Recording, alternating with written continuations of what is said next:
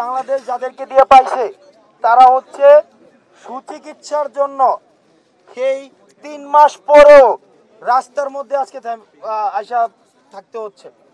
এবং আমি শুনছি আরও এরকম, আমি এই নিটোর হসপিটালে গেছি, আমি কিচেনে গেছি, খাবার দেখছি, এগুলো ভাই কোনোভাবেই একটা সুস্থ মানুষকে যদি 3 দিন এখানের খাবার খাওয়ানো হয় অসুস্থ হয়ে যাবে, 3 দিন লাগবে। আমি নিজে গেছি, এখানে যেটা লিফট আছে 1 তলা থেকে 13 তলায় পর্যন্ত যাইতে, এই লিফটের যদি কোনো কারণে ইলেকট্রিসিটি যায় ওই লিফটে মানুষ মারা যাবে। এটা কোনো হসপিটালের কোনো পর্যায়েই পড়ে না। এখন এই হসপিটালের মধ্যে হচ্ছে ওনারা চিকিৎসা নিচ্ছে এবং এটা খুবই দুঃখজনক যে এই কাজটা করা হচ্ছে। এখন আমরা সরকার না, একটা জায়গায় স্পষ্ট, আমরা আপনাদের ভাই, আমরা আপনারা যেমন 3 মাস পরেও রাস্তার মধ্যে আসেন, আমরাও ঠিক এই পুরো সময়টা রাস্তার মধ্যেই থাকতে হচ্ছে, পুরো সময়টা। সেই জায়গা থেকে আপনারা যখন রাস্তায় আসেন, সরকার আসছে কি আসে নাই সেটা কিন্তু আমরা বসেছিলাম না, আমরা কিন্তু আসছি। ওই সার্জিসের ডেঙ্গু হয়ে আসে এবং আমাদের ওই যে সদস্য সচিব হচ্ছে আমাদের যে আরিফ সোহেলও আইসা কথা বলছে। এখন এগুলা কথা না, বিষয় হচ্ছে যে আমরা শুধুমাত্র আশ্বাসের পরে আশ্বাস পাচ্ছি, শুধুমাত্র আশ্বাস। আজকে কালকে করছি, দেখছি, হচ্ছে, কিন্তু এই আশ্বাসের আসলে আমরা অবসান চাই। আমার যেই অনেককে 50,000 টাকা দেওয়া হয়েছে, অনেককে 1 লাখ টাকা দেওয়া হয়েছে, বর্তমান যে বাজারে 1 সপ্তাহ গেলে আমার মনে হয় যে 2-3 ফ্যামিলির সদস্যের এই 50,000 টাকা দিয়ে 1 মাস চলা আসলেই কঠিন। এখন আমরা তো শুধু আহত মানুষটাকে দেখি যে শুধু একটা আহত মানুষ হসপিটালে ভর্তি, কিন্তু আহত মানুষের সাথে 2টা অ্যাটেন্ডেন্ট থাকে, তার খাওয়া দাওয়া তো আছে, এই যে বাড়িতে আসা যাওয়ার বিষয় আছে। আর যার 1 পেট, যে দেখা গেছে কি অনেকে আহত হয়েছে, তার হাত দিয়ে হচ্ছে পুরো সংসারটা চলতো। আমাদের এলাকায় বলে 1 রুজি 5 পেট, অর্থাৎ 1 রুজি দিয়ে 5টা পেট চলে। এখন যার রুজি এ হইছে হসপিটাল আইসা ভর্তি, আর বাকি 5 পেটের তো আর খবর নাই। সরকার তো এই এক পেট নিয়ে চিন্তিত, এই বাকি 5 পেট নিয়ে তো করতেছে না।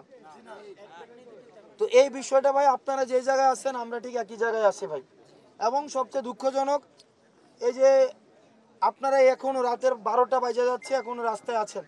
এখন আপনারা কি দাবি সেটা তো আমাকে জানান নাই, আপনারা তো বলেন নাই।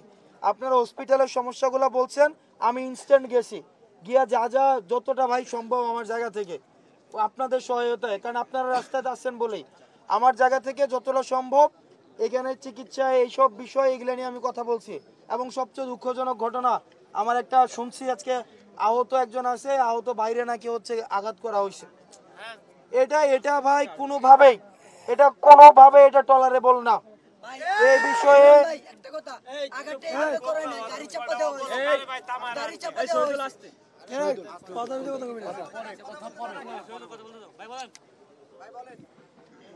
এখন ভাই আমি কি সিদ্ধান্ত এটা পরে বলতেছি। এখন আপনারা যদি অনুমতি দেন আমি একটু মন খোলা আপনাদের সাথে আলাপ আলোচনা করবো, মন খোলা। এখন 2টা বিষয়, এক হচ্ছে আমরা তো আমাদের যারা শত্রু, আমাদের শত্রু কিন্তু মানে বিশাল বড় একজন শত্রু, সেটা হচ্ছে আওয়ামী লীগ। এখন দেখেন, আমরা আমাদের ভাই, আমাদের নিজেদের মধ্যে মনোমালিন্য থাকবে, ঝগড়াঝাটি থাকবে, কিন্তু আওয়ামী লীগের প্রশ্নে কিন্তু আমরা আপোষহীন। আপনি আজকে আমাকে গালাগালি করবেন, কালকে আমি আপনাকে হাতে তালি দিব, গালাগালি করব। এই যে আমার একটা কাজ না করলে আমি আরো ধরবো। তারপরে হচ্ছে এখানে আমার পাশে হচ্ছে ও আমারে আজকে ফয়েজ যথেষ্ট পরিমাণ ছোট ভাই, মানে এর বেশি আসলে সম্ভব না। ফয়েজ আমাকে যথেষ্ট পরিমাণ ধুইছে, এখন সে আমাকে এখন ধুইছে, আরেকবার আমরা ভাই একসাথে চা খাবো, ওইটা নিয়ে সমস্যা না।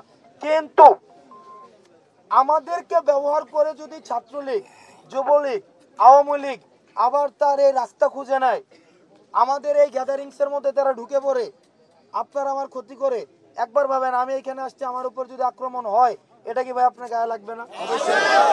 আজকে এই যে আপনারা রাস্তায় আসেন, আমি আপনারা এখান থেকে না যাওয়া পর্যন্ত আমি যাইতেছি না। এবং এটা জুলাই ফাউন্ডেশন খুলছে নামে, এটার বিরুদ্ধে অভিযোগের শেষ নাই। জুলাই ফাউন্ডেশনের ওই যে সেক্রেটারি আইন না আমার সাথে উদ্ধার করে রাখছে। কই ওই কই এখানে যতক্ষণ না পর্যন্ত সমস্যা আপনারা এগ্রি আসছেন একটা বিষয়, আমরা পরবর্তীতে যেটা বলবো সেও এইখান থেকে যাবে না, এখানে বসে থাকবে।